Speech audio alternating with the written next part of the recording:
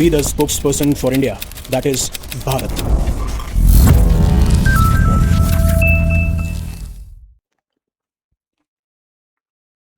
Hello future leaders, आज का ये जो वीडियो है बहुत ज्यादा इंटरेस्टिंग होने वाला है क्योंकि पेंटागन ने एक डॉक्यूमेंट रिलीज किया है। उस डॉक्यूमेंट का नाम है नेशनल डिफेंस स्ट्रैटेजी। अब आप इस डॉक्यूमेंट को कंफ्यूज मत कीजिएगा नेशनल सिक्योरिटी स्ट्रैटेजी से, जो 1-2 महीने पहले यूनाइटेड स्टेट्स ने रिलीज किया था। हालांकि ऑब्जेक्टिव्स यही होते हैं, मतलब एम, उद्देश्य यही होता है जहां पे हम बात करें नेशनल डिफेंस स्ट्रैटेजी की या नेशनल सिक्योरिटी स्ट्रैटेजी की, कि किस तरीके से अमेरिका देखता है कि कौन सी कंट्री उसके लिए थ्रेट है, क्या उनकी प्रायोरिटीज रहेंगी।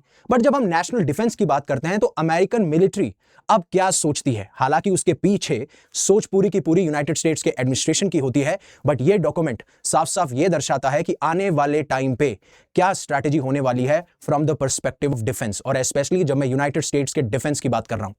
अब काफी लोग जो है कंफ्यूज हो जाते हैं कि क्या पेंटागन कोई एक डिपार्टमेंट है। देखिए, पेंटागन एक डिपार्टमेंट नहीं है, ये एक बिल्डिंग है जहां पे यूएस मिलिट्री के हेडक्वार्टर्स हैं और ये लोकेटेड है वर्जीनिया के अंदर। और इसका जो नाम है पेंटागन, ये इसलिए है क्योंकि ये 5 साइड से घिरा हुआ है, यानी 5 साइड से इसकी बिल्डिंग बनी हुई है। जैसा कि आप यहां पे देख सकते हो, यहां पे एक साइड ये हो गया, दूसरा साइड, तीसरा साइड, चौथा साइड, 5वां साइड, ये 5 साइड्स हैं। और आप मैथ्स में ये पढ़ते हैं कि जो 5 साइड वाला शेप वाला स्ट्रक्चर होता है उसे हम पेंटागन कहते हैं, 3 साइड वाला उसे हम ट्रायंगुलर कहते हैं। इस तरीके से आपने पढ़ा होगा। बट जहां पे नेशनल सिक्योरिटी स्ट्रैटेजी हर 1 साल में पब्लिश होती है, लेकिन नेशनल डिफेंस स्ट्रैटेजी हर 4 साल में पब्लिश की जाती है, इसीलिए यह डॉक्यूमेंट और ज्यादा इंपॉर्टेंट हो जाता है। बट इसमें बहुत ज्यादा सरप्राइजिंग चीजें निकल के आई हैं, और आने वाले टाइम पे कैसे यूएस अपने आप को देखता है पूरे वर्ल्ड ऑर्डर के अंदर, जो कि बार बार डोनाल्ड ट्रंप कहते हुए नजर आए कि हमारी सिर्फ एक पॉलिसी है, दैट इज अमेरिका फर्स्ट। अब हम अमेरिका को आगे रखेंगे और अब हम ग्लोबल पुलिसमैन रहना छोड़ देंगे। बट इसमें होता यह है कि जिस तरीके से अलग अलग नेशंस के नाम लिए गए हैं, बहुत ज्यादा बार नाम लिए गए हैं। फॉर एग्जांपल, अगर आप चाइना के बारे में बात करेंगे तो चाइना को 22 टाइम्स मेंशन दिया गया है, रशिया को 13 टाइम्स, कोरिया को 13 टाइम्स, ईरान को 11 बार, और इंडिया का मेंशन ही नहीं है। और यह सबसे ज्यादा सरप्राइजिंग है कि इंडिया का मेंशन क्यों नहीं है। और बात यह है कि जब आप 2017 की नेशनल डिफेंस स्ट्रेटेजी देखेंगे या 2022 की नेशनल डिफेंस स्ट्रेटेजी देखेंगे, वहां पे इंडिया को मेंशन किया गया है और इंडिया को एक मेजर डिफेंस पार्टनर के तौर पे भी देखा जाता है, और इंडिया एक बहुत इंपॉर्टेंट नेशन भी हो जाता है जब आप बात करते हैं इंडो पैसिफिक रीजन की। लेकिन सडनली क्या हो गया कि डोनाल्ड ट्रंप ने, या जो ट्रंप का एडमिनिस्ट्रेशन है, वो ये डॉक्यूमेंट रिलीज करता है, एंड देन इंडिया का एक बार भी नाम नहीं आता। अब इसके पीछे 2-3 रीजन हो सकते हैं, जो मेरा मानना है। पहली चीज तो ये कि जिस तरीके से हमारे ऊपर टैरिफ लगाए गए, हमारे ऊपर प्रेशर क्रिएट किया गया, और हम उसका शायद कोई रिस्पांस देते, या डोनाल्ड ट्रंप की बातों में आके हम भी वर्ड्स का रिटेलिएशन खेलते, वर्ड्स से जवाब देते, तो कहीं ना कहीं हमारी स्ट्रैटेजिक ऑटोनॉमी खतरे में आ सकती थी कि जो हमारे इंटरनल एक्सटर्नल डिसीजन है वो यूनाइटेड स्टेट्स के प्रेसिडेंट हमें इन्फ्लुएंस कर पा रहे हैं। अब इस दौरान ये हुआ कि डोनाल्ड ट्रंप ने ये रियलाइज कर लिया कि इंडिया को आप जूनियर पार्टनर की तरह ट्रीट नहीं कर सकते, उन्हें इक्वल फुटिंग पे लाना होगा, बराबर लेवल पे लाना होगा, तभी जाके ये चीजें पॉसिबल हो सकती हैं। एक कारण तो ये हो सकता है जिसकी वजह से इंडिया का मेंशन नहीं किया गया। दूसरा, चाइना सबसे बड़ा थ्रेट निकल के आता है when it comes to Indo Pacific. हां, इंडिया इंपॉर्टेंट है, लेकिन इंडिया को शायद ये चाइना के कंपैरिजन में इतना पावरफुल नहीं मानते हैं। बट फिर भी ये चीजें तुक नहीं बनाती। ये दोनों रीजन है, लेकिन तुक ये इसलिए नहीं बनाती, इंडो पैसिफिक रीजन की जब आप बात करते हो तो इंडिया सबसे इंपॉर्टेंट प्लेयर है। अगर आप चाहते हैं कि आपको इंडो पैसिफिक रीजन में ऐसी प्रेजेंस हो जहां पे आपके अलाइज आपके साथ हों और वो चाइना को काउंटर कर सके, तो ऐसा लगता होगा डोनाल्ड ट्रंप को कि शायद इंडिया उस टाइम पे जब हमारी कोई वॉर हो रही होगी या कोई कन्फ्रंटेशन होगा, कंफ्लिक्ट होगा, तब शायद इंडिया उस टाइम पे भी स्ट्रेटेजिक ऑटोनॉमी ही फॉलो करेगा। मतलब ना तो यूएस की तरफ टिल्ट करेगा, ना चाइना की तरफ, उसके इंटरेस्ट जहां होंगे वहीं पे वो अपने आप को अलाइन करता हुआ पाया जाएगा। इसलिए शायद इनका नाम नहीं लिया गया। और वैसे भी इस टाइम पे बहुत ज्यादा गुस्सा भी है डोनाल्ड ट्रंप, जिस तरीके से गाजा बोर्ड ऑफ पीस के लिए इनविटेशन भेजा था, इंडिया ने अभी तक कोई रिस्पांस ही नहीं दिया। मतलब रशिया से रिस्पांस आया, चाइना से रिस्पांस आया, इंडिया से कोई भी रिस्पांस नहीं आया। और ये चीज शायद उनको खटक भी रही होगी और बुरी लग भी रही होगी। और मैंने अपने शॉर्ट्स में भी कहा था, वीडियोस में भी कहा था, India will not join it, और उसके बारे में मैंने रीजंस दे चुका हूं, आप जाके मेरे शॉर्ट्स और वीडियोस देख सकते हैं। बट इस स्ट्रैटेजी में, या फिर ये जो नेशनल डिफेंस स्ट्रैटेजी है, इसमें अलग क्या है? अब इसको मैं कंपेयर करूंगा नेशनल सिक्योरिटी स्ट्रैटेजी से, जो आपकी नवंबर 2025 के अंदर आई थी, जिससे कि आप एक बेटर आइडिया लगा सके। जब आप कंपेयर करते हैं तब आपको अच्छी अंडरस्टैंडिंग होती है, और हमें देखने को मिलेगा कि अलग अलग रीजन में इनकी सोच क्या है। और शॉकिंग तब भी हो जाता है जब नेशनल सिक्योरिटी स्ट्रैटेजी में यह कहा गया कि इंडिया जो है वो एक इंपॉर्टेंट पार्टनर है when it comes to Indo Pacific region, और हम उनके साथ में बहुत अच्छे रिलेशनशिप एस्टैब्लिश करेंगे, चाहे से हमें कमर्शियल रिलेशनशिप एस्टैब्लिश करने हो या फिर कोई और अदर के रिलेशनशिप एस्टैब्लिश करने हो जिससे हम इंडो पैसिफिक को सिक्योर कर सकें। और नॉट ओनली हम कमर्शियल और बायलैटरल रिलेशन करेंगे बट साथ साथ में जो हमारा कंटिनेंट क्वाड के जो समिट है या जो कॉपरेशन है उस पर भी हम बात करते हुए नजर आएंगे। लेकिन हमारा फोकस यही होगा कि हम जो भी हमारे एलाइज और जो पार्टनर्स हैं उनके साथ में जिन जिन नेशंस के जो इंटरेस्ट हैं वो एक साथ हम बना के रखें जिससे कि कोई भी एक सिंगल कॉम्पिटिटर नेशन आगे खड़ा ना हो पाए। अब ये साफ साफ ये भी दर्शाता है कि आप टारगेट कर रहे हो चाइना को, लेकिन अगर चाइना से काफी आने वाले टाइम पे अगर मान लीजिए इंडिया आगे जाता है तो आप इंडिया को भी टारगेट करते हुए नजर आओगे। लेकिन इंडो पैसिफिक इतना इंपॉर्टेंट क्यों है? आप देखिए आज के टाइम पे अगर आप इंडो पैसिफिक रीजन को देखेंगे ना तो जो वर्ल्ड की जीडीपी है अराउंड 50% ऑफ कंट्रीब्यूशन वर्ल्ड की जीडीपी में इसी रीजन से जाता है और आने वाले फ्यूचर में यही रीजन डोमिनेट करेगा। और इसीलिए डॉक्यूमेंट साफ साफ ये कहता है कि इंडो पैसिफिक रीजन आने वाले टाइम पे एक इकोनॉमिक और जियोपॉलिटिकल बैटरग्राउंड होगा और यूएस की प्रेजेंस वहां होना बहुत इंपॉर्टेंट है। इसलिए चाहे से आप साउथ कोरिया ले लीजिए, जापान ले लीजिए, फिलीपींस ले लीजिए, इन सब के साथ में इनके काफी सारे एग्रीमेंट्स हैं जहां पे वो ट्रेड करते हैं, टेक्नोलॉजी के बारे में बात करते हैं, कल्चर के बारे में बात करते हैं और कैसे डिफेंस रिश्तों को मजबूत किया जा सके। बट जब मैं चाइना की बात करता हूं, अब आप देखेंगे कि क्या इस डॉक्यूमेंट में चाइना को प्रायोरिटी दी गई है सबसे ऊपर? नहीं, बिल्कुल भी नहीं। यहां पे चाइना को सेकंड प्रायोरिटी रखा गया है। हालांकि सबसे बड़ा थ्रेट अभी भी चाइना है, लेकिन प्रायोरिटी फर्स्ट चाइना नहीं है जो बाइडेन एडमिनिस्ट्रेशन के टाइम पे थी। अब इस टाइम पे जो प्रायोरिटी आ चुकी है वो प्रायोरिटी ये है कि कैसे यूनाइटेड स्टेट्स और जो वेस्टर्न हेमिस्फीयर है उसमें यूएस की प्रेजेंस और ज्यादा बढ़े और यूएस को कैसे मजबूत किया जा सकता है और उस यूनाइटेड स्टेट्स के होमलैंड को और वेस्टर्न हेमिस्फीयर को प्रोटेक्ट किया जा सकता है बाहरी ताकतों से, चाहे से वो रशिया हो या चाइना हो। यानी पहले अपने घर को सिक्योर कीजिए एंड देन उसके बाद में जो आसपास का एरिया है वहां पे अपनी प्रेजेंस और अपना डोमिनेंस बढ़ाइए। ये सबसे पहले प्रायोरिटी होने वाली है डोनाल्ड ट्रंप की। और ये चीज आपको एक सीख भी देती है। आप पहले अपने आप पे काम कीजिए, आप अपने आप को ताकतवर बनाइए। जैसे आपको लगता है किसी जॉब से ताकत बनती है, पैसे से ताकत बनती है या फिर आपकी नॉलेज से ताकत बनती है, जिससे भी आप पहले अपने आप को ताकतवर बनाइए। आप जब खड़े होंगे तब आप फैमिली को सपोर्ट कर सकते हैं और जब आपकी फैमिली सिक्योर होगी then you can think about others. ये आपको हमेशा ध्यान रखना है। हाँ, नेशनल प्रायोरिटीज इंपॉर्टेंट है। आप अगर इंडिया के बारे में बहुत ज्यादा सोचते हैं तो आप जब अपने पे काम करेंगे और पैसा कमाएंगे, कंट्रीब्यूट करेंगे तो वो इकोनॉमी में जाएगा। डायरेक्टली इनडायरेक्टली सब इंडिया को ही कंट्रीब्यूट कर रहे हैं, बट सिक्योर योरसेल्फ फर्स्ट, ये स्ट्रेटजी यहां पे आप अपनी लाइफ में भी इंप्लीमेंट कर सकते हैं। लेकिन इनके 3 मेन पिलर्स हैं इस नेशनल डिफेंस स्ट्रेटजी के। पहले है अमेरिका फर्स्ट, यानी कि अब हम बात करेंगे सिर्फ अमेरिका की।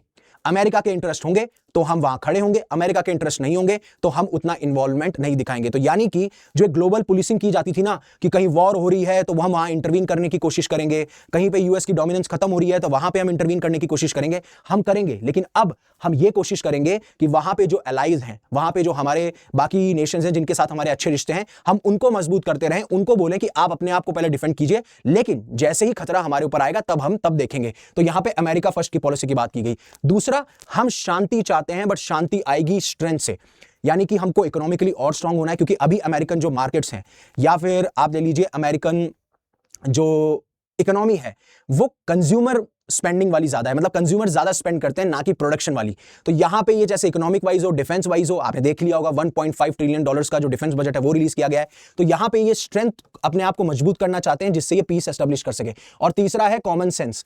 कॉमन सेंस ये इन्होंने वर्ल्ड इकोनॉमिक फोरम की जब समिट हुई थी डेवोस में, वहां पे भी ये कॉमन सेंस के बारे में बात किया था कि मैं डिक्टेटरशिप हूं, sometimes you need a dictator और इसलिए मेरे को ऐसा करना पड़ता है। कॉमन सेंस का मतलब ये है अमेरिका के इंटरेस्ट जहां पे हैं हम वहां की बात करेंगे, जहां पे अमेरिका के इंटरेस्ट नहीं है, अमेरिका खतरे में नहीं है, हम वहां बात करते हुए नजर नहीं आएंगे। और यही एक नॉर्मल कॉमन सेंस होती है। आप अपनी लाइफ में भी देख लीजिएगा, काफी बार ये चीजें देखने को मिलती है। तो अब जो प्रायोरिटी है वो हायरार्की वाइज शिफ्ट हो चुकी है। जहां पे मैंने कहा कि पहले ये अपने यूएस होमलैंड को प्रोटेक्ट करेंगे, फिर उसके बाद में वेस्टर्न हेमिस्फीयर में जाएंगे।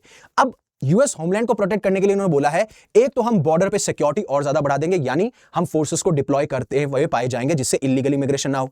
और जो ये इनको ड्रग कार्टल्स का एक खतरा लगा रहता है जिसकी वजह से जो फेंटेनाइल ड्रग बार बार न्यूज के अंदर आता है कि जो यूनाइटेड स्टेट्स का यूथ है वो ओवरडोज कर रहा है, उसकी वजह से काफी सारे लोग मारे जा चुके हैं। कहा जाता है कि वर्ल्ड वॉर 2 में जितने अमेरिकन सोल्जर्स नहीं मारे गए थे उससे ज्यादा यूथ तो इन फेंटेनाइल ड्रग्स या इन ड्रग कार्टल जो भी ड्रग्स सप्लाई कर रहे हैं यूएस के अंदर उससे ज्यादा मारे जा चुके हैं। तो ये सबसे बड़ा खतरा है और यही चीज दिखाता है कि वेनेजुएला पे क्यों स्ट्राइक हुई या फिर अब ग्रीनलैंड की बात क्यों की जा रही है। हालांकि इसके बड़ी पिक्चर है मॉनरे डॉक्ट्रिन, जिसे अब डॉनरे डॉक्ट्रिन कहा जाता है। मॉनरे डॉक्ट्रिन के तहत यह था कि जो आपका नॉर्थ अमेरिका है, आपका साउथ अमेरिका है, या जो मोस्टली वेस्टर्न हेमिस्फीयर है, जब आप वर्ल्ड को बांटते हैं तो ये वेस्टर्न हेमिस्फीयर है, ये आपका ईस्टर्न हेमिस्फीयर है। तो अभी ये वेस्टर्न हेमिस्फीयर को सिक्योर करने की कोशिश कर रहे हैं अगर आप वर्ल्ड मैप को इस तरीके से बांटेंगे। हालांकि ऐसा कोई बटा हुआ नहीं है, these are just called imaginary lines, but यहां पे अब अपने आप को ये सिक्योर करेंगे। इस वजह से ये मॉनट्रियल डॉक्ट्रिन कहती है कि हमारा कोई भी थ्रेट यहां नहीं आना चाहिए, और वो देखने को मिलता है, जैसे आर्कटिक हो, ग्रीनलैंड हो, गल्फ ऑफ अमेरिका हो, पनामा कैनल हो, सारी जगह ये अपने आप को सिक्योर करना चाहते हैं। और दूसरी प्रायोरिटी पे है इनके चाइना, जिसको ये ग्रेटेस्ट कॉम्पिटिटर मानते हैं। हालांकि इन्होंने साफ साफ ये कहा है, ना तो हम चाइना को चोक करेंगे,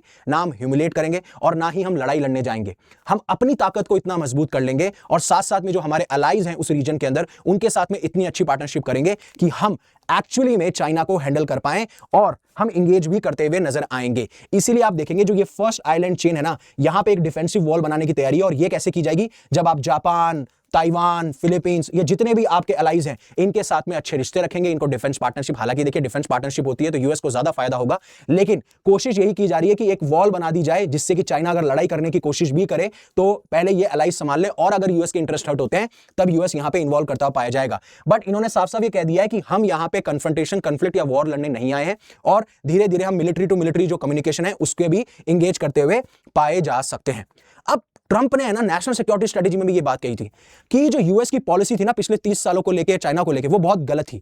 यूएस गवर्नमेंट्स को ये लगता था कि अगर हम ग्लोबलाइजेशन लेके आएंगे, चाइना ग्लोबल मार्केट में एंटर करेगा तो हमें वहां पे रूल बेस्ड ऑर्डर देखने को मिलेगा और पीसफुल होगा। हालांकि रूल बेस्ड ऑर्डर तो अब यूएस भी नहीं फॉलो कर रहा है, बट ये इनकी एक्सपेक्टेशन थी। लेकिन चाइना क्या हुआ? चाइना ने ग्लोबलाइजेशन का फायदा उठा के वो और ताकतवर बना, और पैसे वाला बना, रिचर बना, अपनी इकोनॉमी को स्ट्रांग किया, अपनी मिलिट्री को स्ट्रांग किया, अपनी पावर को स्ट्रैटेजिकली बढ़ाया। इसलिए और अमेरिकन लीडर्स इसको इग्नोर करते रहे। और चाइना की आप नई स्ट्रैटेजी देखिए, जैसे यूएस उनके ऊपर टैरिफ लगाने की बात करता है, वो भी रिटेलिएशन में टैरिफ लगा देते हैं। क्यों? क्योंकि इस ग्लोबलाइजेशन की वजह से उन्हें मार्केट मिला, और मार्केट में सबसे बड़ी चीज इनके पास थी सप्लाई चेन पे कंट्रोल होना। और जब सप्लाई चेन पे आपके पास कंट्रोल होता है तो आप फिर उसके हिसाब से आप खेल सकते हैं। इसीलिए यूएस को मजबूर कर दिया था चाइना ट्रेड डील नेगोशिएशन के लिए। दूसरा, ज्यादा से ज्यादा पुअर और मिडिल इनकम कंट्रीज में ये हेविली एक्सपैंड कर रहे हैं। तो जो यूनाइटेड स्टेट्स की स्ट्रैटेजी थी इंडिपेंडेंट होने के बाद में कि धीरे धीरे डिफेंस पे काम करेंगे, इकोनॉमिकली वाइज बड़े होंगे, अलग अलग जगह हम एड देंगे, अब वो चाइना कर रहा है। और ये यूएस को भी पता है कि ये हमारी प्लेबुक है जो चलाई जा रही है, और ये चाइना के भी इंटेंशंस हैं। और इसीलिए आप देखेंगे चाइना के exports low income, middle income countries में बढ़ते हुए जा रहे हैं, और यही सबसे बड़ा खतरा है।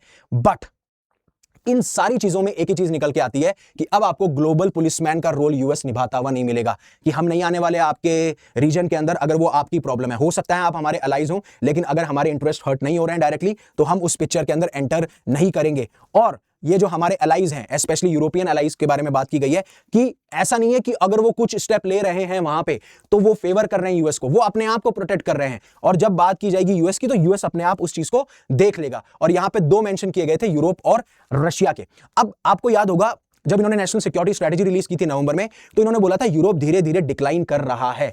अब उसके पीछे रीजन ये है, एक तो जो ग्लोबल जीडीपी में 25% का योगदान यूरोप का हुआ करता था वो अब 14% तक आ चुका है जीडीपी में अगर कंपेयर करूं तो। दूसरा, इनकी आइडेंटिटी कमजोर हो रही है। जिस तरीके से डोनाल्ड ट्रंप ने कहा था इलीगल इमिग्रेशन देखने को मिल रहा है, आपके यहाँ पे डेमोग्राफी चेंज हो रही है, फ्री स्पीच के नाम पे पता नहीं क्या क्या चल रहा है, सप्रेशन हो रहे हैं, या फिर कई काफी बार कुछ लोग गलत फायदा उठा रहे हैं। इसीलिए यूरोप जो है अपनी आइडेंटिटी खो चुका है, और जब इंसान अपनी आइडेंटिटी खो चुका होता है तो उसके बाद में वो अपने कॉन्फिडेंस भी नहीं होता उसके ऊपर, और वही कॉन्फिडेंस की वजह से, वो बिलीफ ना होने की वजह से ये रशिया से डरते हैं। इवन दो यूरोप अगर कलेक्टिवली एक साथ आ जाए तो रशिया से ज्यादा पावरफुल है, अगर आप न्यूक्लियर वेपन्स की बात ना करें, क्योंकि यूरोप के पास में अराउंड 515 न्यूक्लियर वेपन्स है और रशिया के पास में सबसे ज्यादा यानी 5000 से भी ज्यादा न्यूक्लियर वेपन्स पाए जाते हैं। तो यूएस ने उस टाइम पे भी कहा था कि यूरोप को दोबारा से ये सेल्फ कॉन्फिडेंस लाना होगा, और शायद डोनाल्ड ट्रंप इसीलिए अपने आप को पीछे खींच रहे हैं कि यूरोप ये समझ सके कि अब यूएस उनके लिए साथ में नहीं खड़ा है, तो शायद वो डिफेंस स्पेंडिंग बढ़ाएं, इकोनॉमिकली आगे ग्रो करें। जिस तरीके से बात देखने को मिल रही है, अलग अलग मार्केट्स को एक्सप्लोर किया जा रहा है, अलग अलग डाइवर्सिफाई किया जा रहा है, अपने अलग अलग मार्केट्स ढूंढे जा रहे हैं, देन उसके बाद में डिफेंस पार्टनरशिप की जा रही है, अभी ईयू और इंडिया की बात की जा रही है, मदर ऑफ ऑल ट्रेड्स के बारे में। तो ये शायद इसी तरह से हो सकता है कि वो अपना ध्यान खुद रख लेंगे। और अगर जब तक रशिया की बात की जाए तो नेशनल सिक्योरिटी स्ट्रेटजी में तो जो डायरेक्ट थ्रेट का लेवल था रशिया के ऊपर उसको रिलीज कर दिया गया। तो यहां से भी देखने को मिल रहा था कि रशिया के जो है वो थ्रेट को मैनेज कर सकते हैं, यूरोपियन नेशन कर सकता है, नेटो कर सकता है, वो अपने आप मैनेज कर लेंगे, हमें तब तक नहीं आना जब तक हमारी कोई इन्वॉल्वमेंट नहीं होती। तो प्रायोरिटी भाई यही है कि यूरोप को बोला जाए कि आप मार्केट और एक्सप्लोर कीजिए, डाइवर्सिफाई कीजिए, डिफेंस बढ़ाइए। सेम कनाडा को ये बोला गया कि भाई आप जो हेमिस्फीयर वेस्टर्न हेमिस्फीयर में हमें जो सिक्योरिटी लेके आनी है जिससे बाहर का थ्रेट ना हो, पैसा ज्यादा कंट्रीब्यूट कीजिए। मैक्सिको को कहा गया कि बॉर्डर सिक्योरिटी के दौरान आप फोर्सेस को ज्यादा डिप्लॉय कीजिए। ये सारी चीजें हमें देखने को मिल रही हैं इस नेशनल डिफेंस स्ट्रेटजी में। बट वहीं पे जब आप कोरियन पेनिनसुला की बात करते हैं जिसमें सबसे बड़ा थ्रेट इनको नॉर्थ कोरिया लगता है, तो इन्होंने भी यहां पे कह दिया, ये मैं ग्लोबल पुलिसिंग बता रहा हूं कि कैसे एंड हो रही है।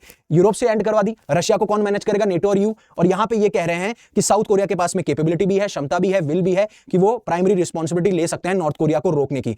और साउथ कोरिया को डायरेक्ट थ्रेट है नॉर्थ कोरिया से, हमें नहीं। और जब तक हमें नहीं तब हम इसके अंदर इन्वॉल्व नहीं होंगे, लेकिन हाँ हम सपोर्ट जरूर प्रोवाइड करते रहेंगे। जब इन्होंने ईरान के बारे में बात करी तो इन्होंने कहा कि ईरान की रिजीम अभी सबसे कमजोर है, बहुत वल्नरेबल है, और जो एग्जिस्ट ऑफ रेजिस्टेंस था जिसमें हमास, हाउदीज, हिजबुल्लाह, जिनकी मदद से इनडायरेक्टली ईरान जो है अपना इन्फ्लुएंस रख रहा था मिडिल ईस्ट के अंदर, उनको तबाह कर दिया गया है इसराइल की मदद से। तो अब ये मानते हैं कि सबसे कमजोर अभी ईरानियन रिजीम है। लेकिन यहां पर सबसे खास बात यह है कि यूएस कोई भी हैवी इंटरवेंशन करता हुआ नहीं दिखाई देगा, बस वो रीजनल पार्टनर्स की मदद से, जैसे मिडिल ईस्ट में जो अलाइज हैं या फिर इजराइल है, वो ही काउंटर कर लेंगे इजराइल को, ईरान को। लेकिन सबसे बड़ी बात यह भी है कि अब जिस तरीके से रिपोर्ट्स आ रही हैं जहां पे यह लग रहा है कि 1-2 हफ्ते के अंदर अटैक हो सकता है, प्रोबेबिलिटी है, तो यह चीज और क्वेश्चनेबल हो जाती है। बट वहीं पे इनका मॉडल यह रहने वाला है कि इजराइल और गल्फ पार्टनर्स के साथ में मिलकर यूएस जो है वो ईरान को काउंटर करता हुआ नजर आएगा और ये इजराइल को और मजबूत करेंगे।